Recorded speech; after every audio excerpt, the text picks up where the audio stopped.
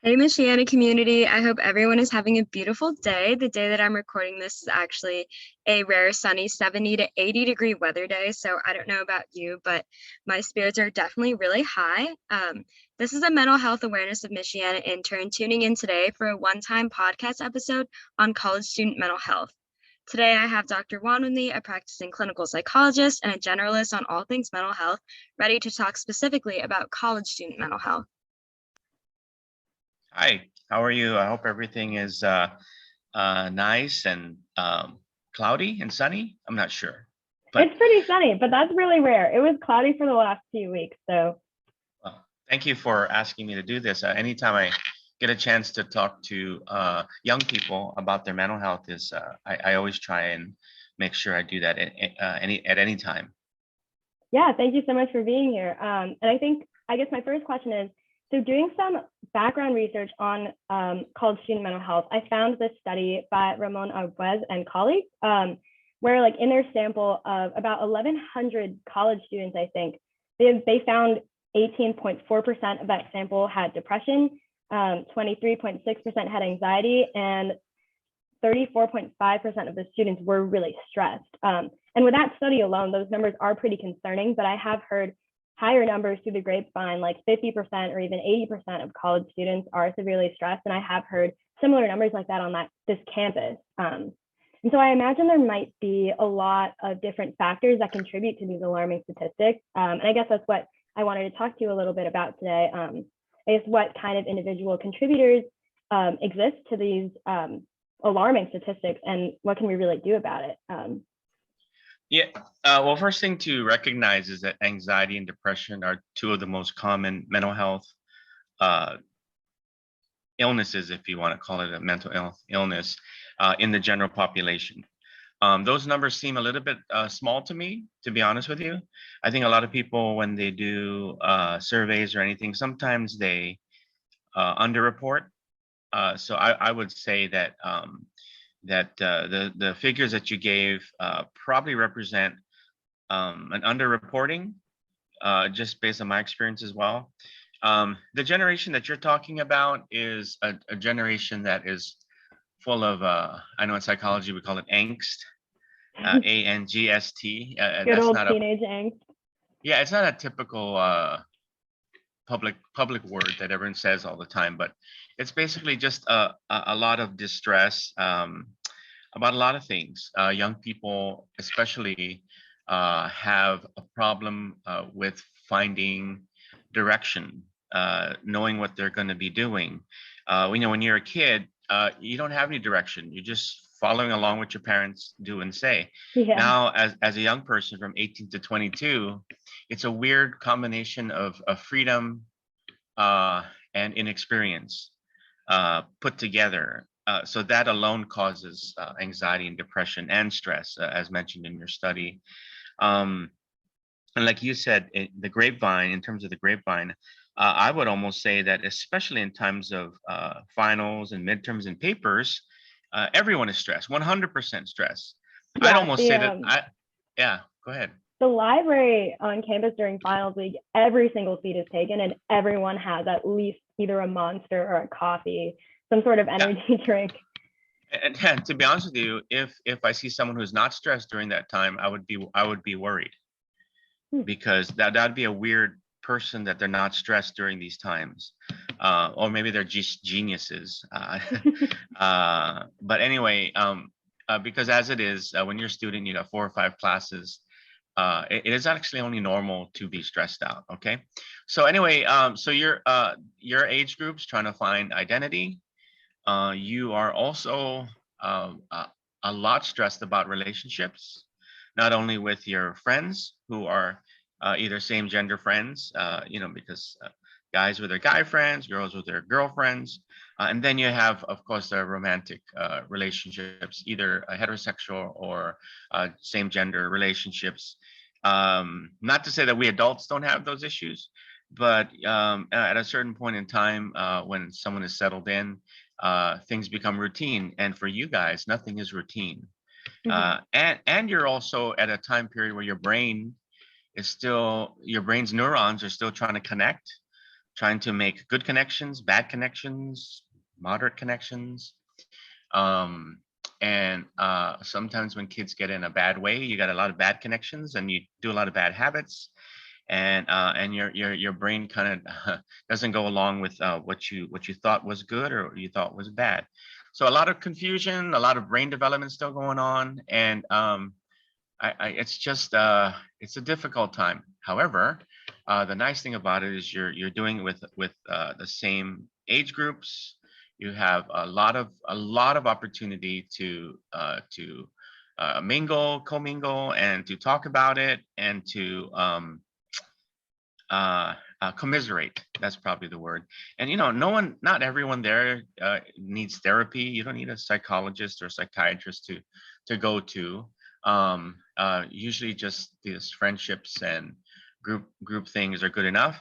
But for me, when I'm called in, the sadness and anxiety, depression actually becomes clinical. Okay, what does that mean? Basically, a mental health problem becomes clinical when it starts to affect your social, occupational, and your educational functioning, right? So I often talk to parents, and they always start with the famous line, which I totally hate. Hey, you're a psychologist, I'm like, yeah, I do know. So I'm off duty. So okay, bye. But no, I often tell parents not to overreact. It says, what's wrong with your kid? Oh, it just seems to be in the room more often, et cetera, et cetera. And then I go right into functionality as to how is his grades? How are her grades? So yeah, they're pretty good. I just I'm really concerned. So, and then what else? Oh, do they have friends? He goes, yeah, I see them on their phone a lot, and they do. I do see them laugh and talk. So I would just reassure them. This is, well, they're in their room a lot, and there's a lot of other reasons why a young person would be in the room. But in terms of their functioning, it seems to be they're functioning pretty okay. So I wouldn't suggest that they see someone. I mean, they don't have to not see someone, but I wouldn't worry about somebody if their functioning is pretty good, even though they appear to be anxious and depressed. So long story short is, when it becomes a real problem, like they're missing work, they're missing school, they're skipping school, their grades go from A to D, A to F. Their performance at work is they're usually efficient, and now they're not. They're skipping work. They're calling in sick a lot. Or someone's relationship is before they used to be jolly and a good, happy relationship with their wife or husband, and then things are turning pretty poorly, and their relationship seems to be in deep trouble. That's when you're talking about clinical problems. That's when you probably need to seek help.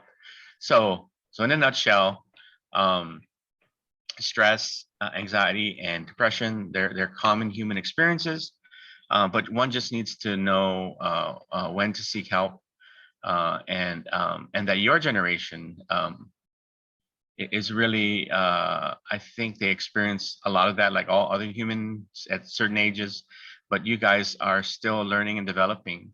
Hopefully by the time you're age 25, 26, 27, that's when they say that the brain is settled and neuronal connections are almost stop in a way, and that you have been settled and kind of what you're doing.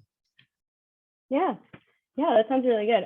That was really informational. I do have a question. I know you spoke a lot about when to seek help, really, and when when the effects of stress, anxiety, depression are tangible. What would you have to say about these cases where people realize that something is wrong when it's too late? In retrospect, looking back at things like teenage suicide and things like that, and the parents and the friends always saying, well, there was really no signs. What would you say for that? That is a great question.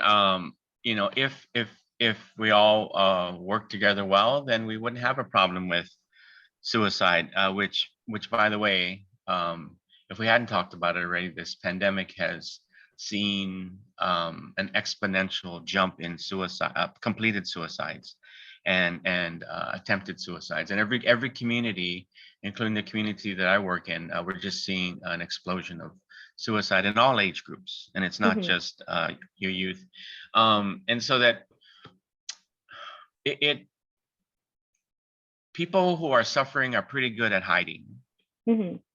Okay. They're pretty good at saying that they're okay, right? You ask, is everything okay? Yeah, everything's great. You know, things will happen. I guess the only thing I would say is that just look for the changes. Mm-hmm. The changes in a person. That's the biggest thing. So it could be something where someone is kind of not so cheerful and joyful, but they're just kind of like dark humor and sardonic. That's a big word, but they're just basically always kind of gothy-ish. And then like now you notice them to be a little more cheerful and unusually happy. Sometimes it is that point where the person has decided to kill themselves. And so this gothy person who, like, you've known them for years and they love being almost like a depressed person, they become super happy because they kind of made up their mind that in 2 days I will kill myself. So you get that. So what, in that case, you're looking at a big change, Mm-hmm. right? So that's what I would say. If that's the message for your last question is, just be super aware as best you can.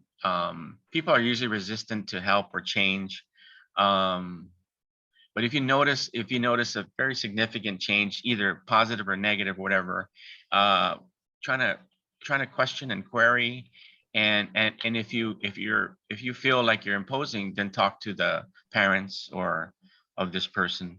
And since you guys are all students, see if you can get a hold of their parents. And nowadays we got a lot of ways to connect to people, which is great.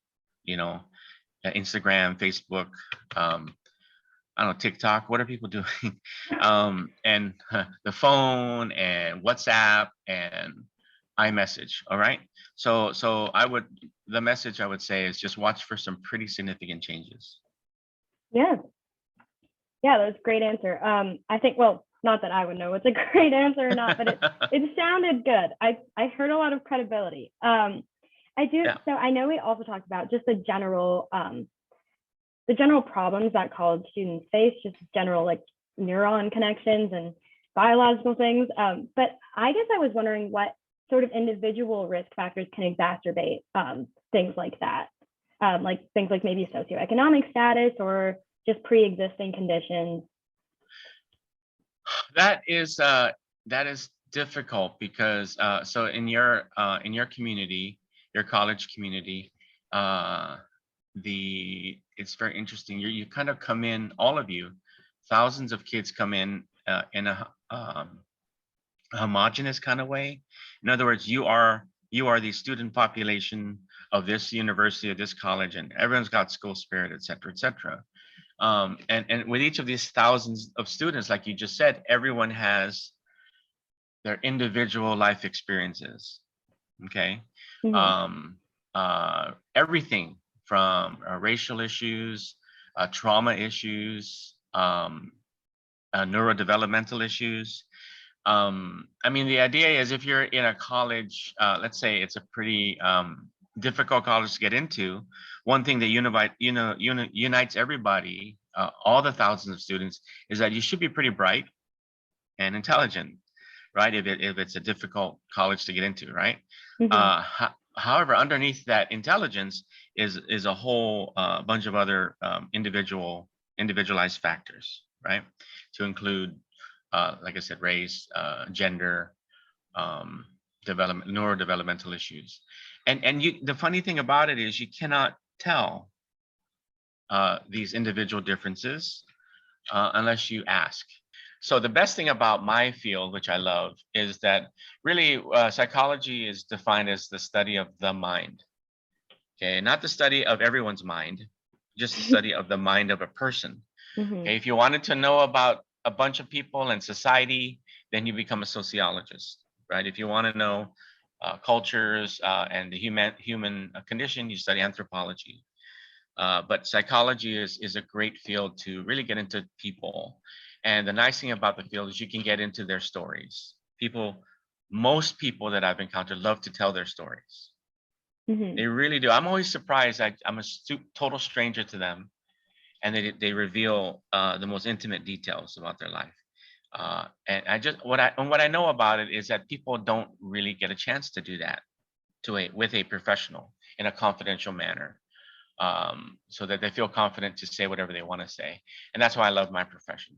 So what I learn, what I would learn if I were to do any assessment of anybody, is I get all the cultural variables, all the individual variables, and kind of make a determination where their needs are. What's the glitch, and then what to do about it based on research and evidence-based approaches and assessment. Figure out what's going on. One other thing I want to mention before I forget to mention it is that there is there in our field, we're focusing a lot on trauma experiences.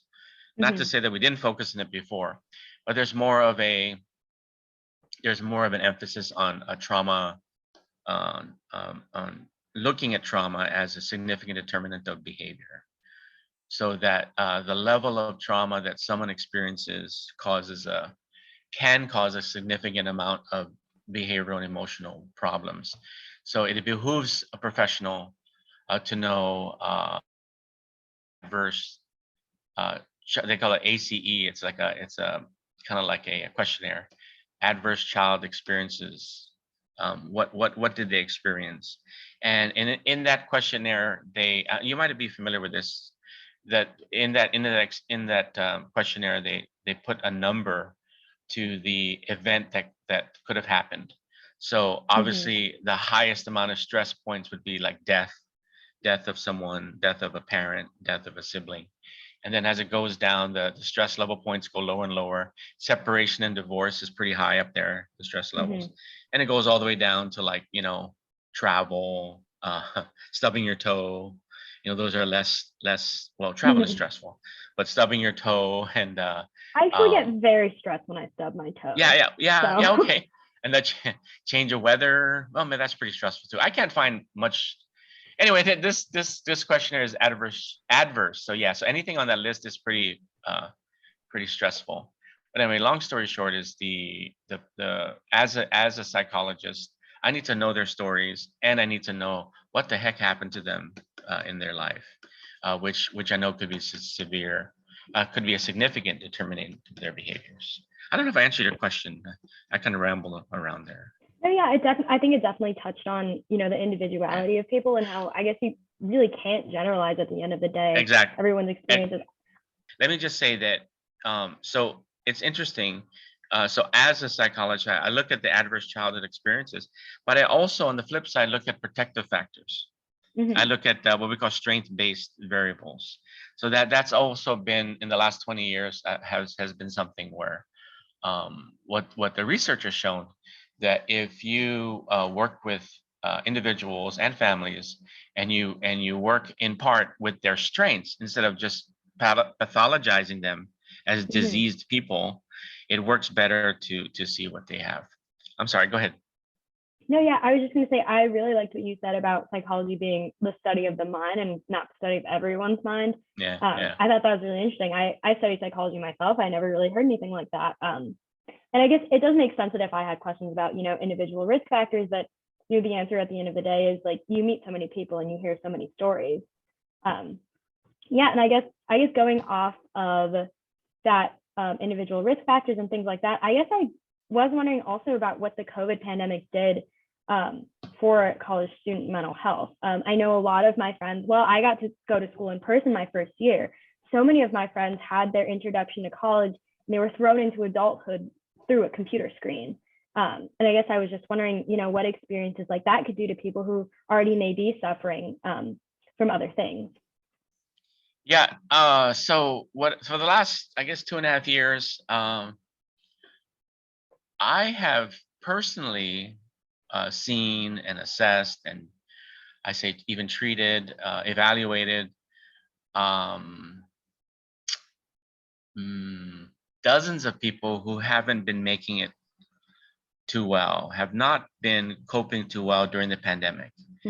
And predictably, and everyone's seen this and everyone knows it, it's the most vulnerable of our community that is suffering the most.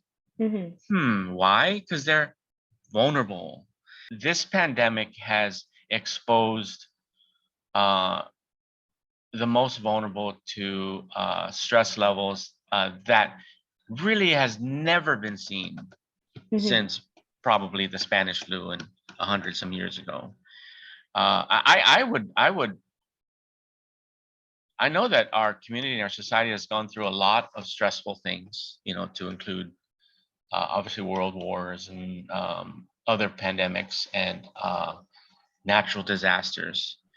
But this one's a little special because it's special in the way that it's a unique um, experience that's unpredictable, and people just didn't know how to deal with it. I mean, people could probably deal with tornadoes and hurricanes and earthquakes.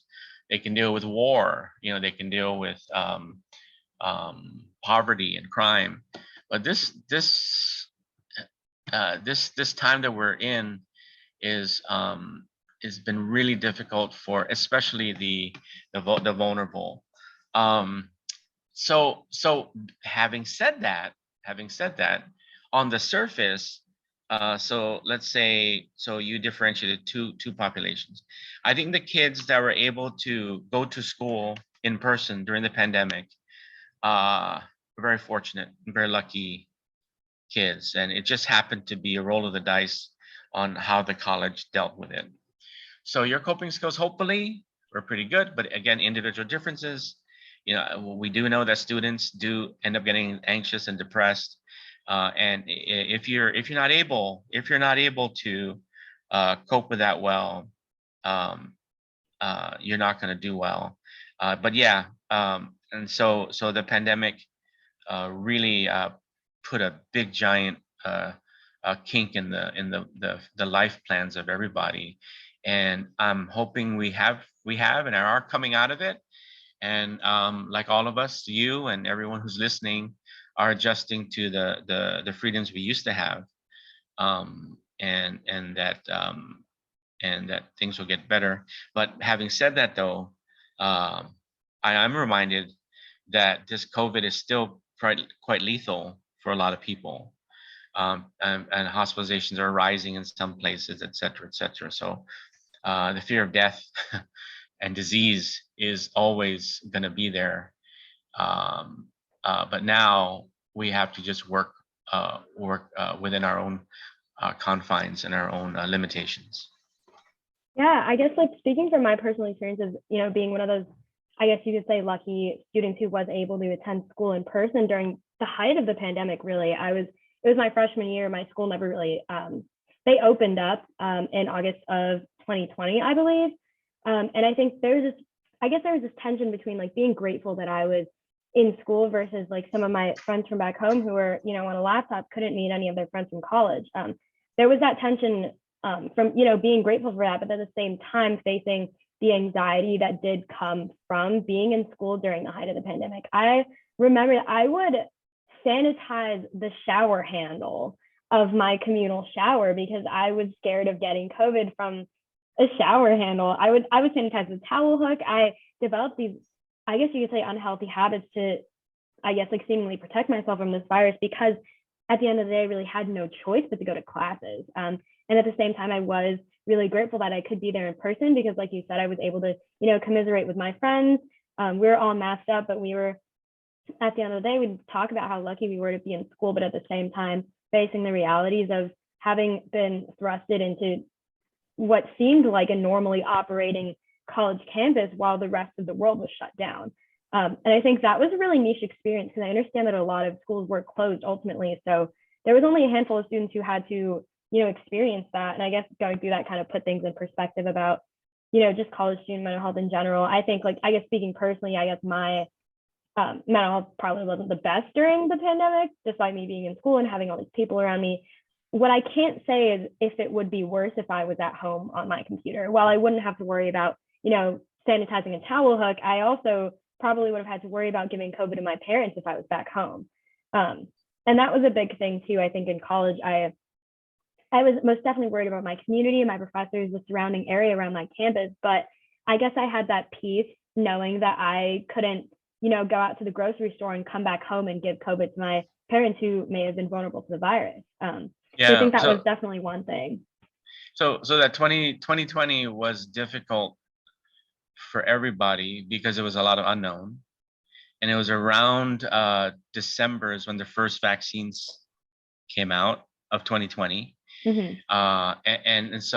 And then also by that time, there was a lot of the fear of the unknown was less because we got to know a lot more about it, about the COVID, like what was right. Like, so probably sanitizing a shower handle was not necessary based on the information we got. Based on the information we got, first few months of the pandemic, my wife used to just, when I come home from work, she said, take off all your clothes and put in the washer. I'm like, is that really necessary? I don't think it's necessary. But I did it because we didn't know a lot.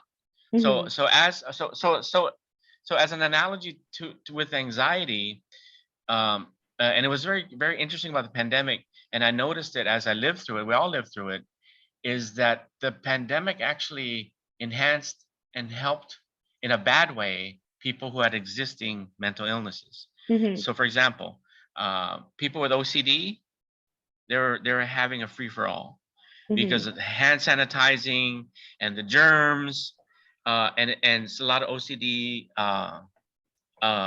OCD disorder just went off the rails because I got to clean everything because of COVID. Mm-hmm. And then people with anxiety, it just enhanced the anxiety because so anxiety itself is kind of a disorder of the unknown, fears. And so that just fed into anxiety. And then the depression, everyone stay home, stay home, stay home. And what's the thing psychologists we try and do for people who are depressed is get them out of the home, Mm-hmm. let them experience life, get some vitamin D, but and then people with panic attacks, they get to stay home as well. So that was not a good thing. So we mental health providers were struggling to convince people with existing mental illnesses about how to get better in the pandemic. When the pandemic, people were telling us to do all the stuff that anxious, depressed, and OCD folks love to do. So really the question was, how did we deal with it? How do we help people now? The pandemic's kind of hopefully coming out. We're all coming out of the pandemic. How is it that we can help these people? Yeah, and then thank you for your words about the pandemic. I think a lot of us really are looking forward to putting it behind us, and hopefully that can be the case, with the recognition, of course, that COVID is still prevalent in our communities. But I guess ending off on a positive note, after speaking about college student mental health and just pandemic mental health and mental health in general, how can we as college students encourage others to ask for help? I know we talked about seeing signs and watching out for things. What resources should and can students seek on their campus? And what are some positive things we can do to promote mental health? This morning I went on a jog around the lakes. I thought that helped. I was like pretty happy all day. So I guess what other things like that can we do to sort of promote a spirit of solidarity with those who are suffering, and also just general uplifting of mental health? So the nice thing about it is I talked about protective factors, right? So the population of college students is just in general, because there are exceptions. In general, you guys have a lot of protective factors. Okay, and one of the biggest protective factors for young people like you, especially young college students, is intelligence. Okay, so what is intelligence? Intelligence is a big vocabulary. Intelligence is also problem solving. And if you have a problem in front of you, and if you're able to generate 100 solutions to the problem, that's intelligence. Okay, so what I would say in terms of you asking what students should do is to rely on that, your ability to solve problems, rely on your big vocabulary, rely on being able to analyze, because college students, that's their strength as well. How did you get into college? Because you're able to analyze the situations and get into case. But that's not to say, and I don't want to minimize the problems that college students have, but just realize your strengths and the protective factors.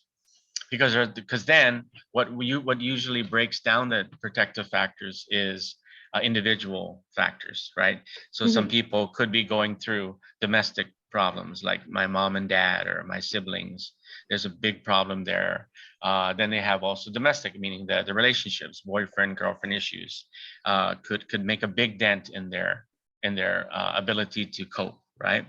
Oh gosh, one of the things I forgot to mention, I'm glad I remember now, is that so even if you have intelligence, if you go into college and your coping skills are suspect and you don't really cope well with problems, one of the things that young people and of course older adults, but usually it starts at a young age. What do when they can't cope with problems? They use substances or alcohol, right? So it's that I wanted to make sure I do use that self-medication term. That's significant because there is obviously a large drug and alcohol problem in colleges. Okay, and as a clinician, I see the self-medication issues as significant. But the other thing that I don't see in other people compared to college students is when you ask a college student or a young person why they do drugs and alcohol, they just say, "I want to have fun," right?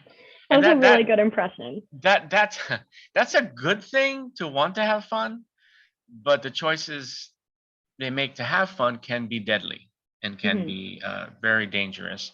And every day you'll always hear someone, a young student in a college who had alcohol poisoning or a drug addiction death or suicide after ingesting substances. So because these substances can tend to what we call drop the inhibition, right? The inhibition. So if someone were even contemplating suicide, you give a substance to them, it makes it much easier to kill yourself and to die, really.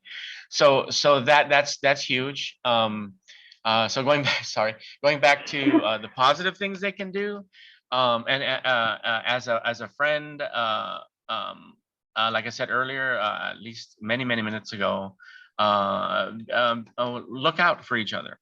Look out for each other and look for the changes. And with students, it's really good.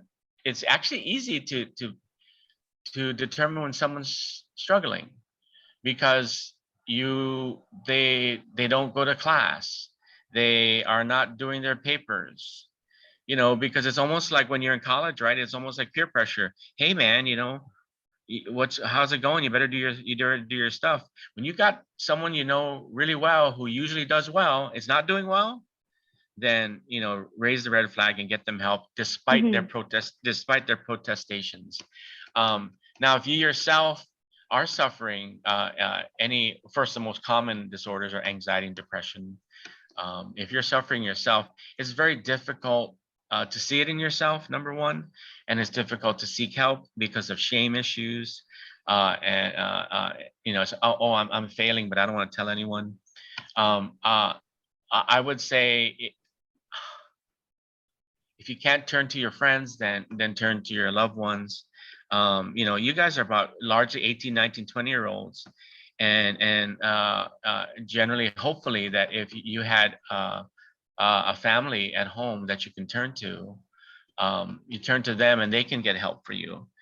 So for example, if I had a child in school, and of course I'm a psychologist, but I know, I find out in some way that they're not doing well, I would definitely find a way to get help. And the nice thing about 2022, it's modern times. You can find a dozen different ways to get someone help, and colleges are obviously open to doing that, getting the child help, getting your child help. So just be aware. Individually, focus on your strengths and your protective factors, and watch out for each other, and rely on family members that hopefully that you used to rely on to get you out of a very difficult mess. Because I think we all know, like you probably know some folks, sometimes college isn't for everybody. And in order to save a life, sometimes you have to leave college, to withdraw, and then restart, get back on the horse, and you know, get back into healthy general mental health. And then they also, positive thing about, since the pandemic's my last thing, would say that, and I've dealt with some patients with this, you know, distance learning is viable, real, and valid. Mm-hmm. So that if you're going through a crisis, sometimes it's good to be home, in familiar confines, and enroll into a good, if you really wanted to finish college, or at least get some college credit, you can enroll and work a distance learning program, educational college program, university program, and it's all out there, because of especially the pandemic has made it a lot more credible and viable. So yeah, that's it for all the things that you can do. Yeah, thank you so much. I'm sorry. And surprise. the last thing is that, so I'm a psychologist, and typically we're not psychiatrists, you know, we're not medical doctors. So that the only other last thing I would tell you is that be open to medications that can get you through a tough time. You know, one doesn't have to be on it forever, but just to be open to it. You know, if things aren't working too well, you have side effects, then, you know, talk with your doctor about adjusting medications. But always be open to professional psychiatric and both psychological help as a balance to getting you out of a very difficult situation. Yeah, I think it makes me grateful for the things that schools do in order to, you know, uplift student mental health. We have, you know, university counseling services. Excellent. My school actually gives all the students a free subscription to the Calm app, which I know is a really big thing, especially during the pandemic. And just overall promoting, this is what I hope schools would do a lot more, but just overall promoting a spirit of, you know, it's okay to be vulnerable and it's okay to ask for help. And I guess the lesson here is, you know, college students can be very busy. We're very, you know, like, at least me personally, I can't really speak for everyone else. I'm very, you know, business minded. I just want to get my 4.0. I want to, you know, have fun with my friends. I want to just do all these things. And then what gets lost there is, you know, the ability to be vulnerable and the ability to seek help. And I think that's something that I really, you know, wanted everyone to know, that that's okay. And I'm glad that I had you on this interview, because I know that we got to talk about it and get this message out there. So thank you so much for joining me today. We covered a lot of ground, and I hope that everyone will find this really useful. College students, parents of college students, or anyone in general. Thank you, Dr. Juan, for being here. And yeah, I hope you take care. All right, you too. Thanks so much.